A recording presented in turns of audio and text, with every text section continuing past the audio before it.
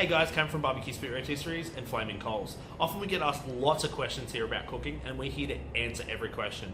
One question that comes up so much is how do I reverse sear my steak? So the easiest thing to start with is obviously the steak. It needs to be at least 1 inch thick for this to work. The thicker, the better. Now, set your grill up for indirect cooking. Now, if you don't know what that is, it's really simple. Basically putting all your hot charcoal to one part of the grill and have it completely colder side of the grill, which makes it indirect. So it's not completely over the hot coals. Bring your steak up to a temperature of roughly 48 Celsius, which is around 120 Fahrenheit for those who are used to the American Fahrenheit system.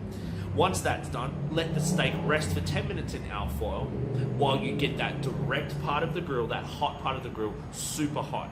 Once that's done, quickly sear your steak at least 2 minutes each side or bring it up to 54 Celsius. Once that's done, your steak's ready to go and it'll be the perfect medium rare every time.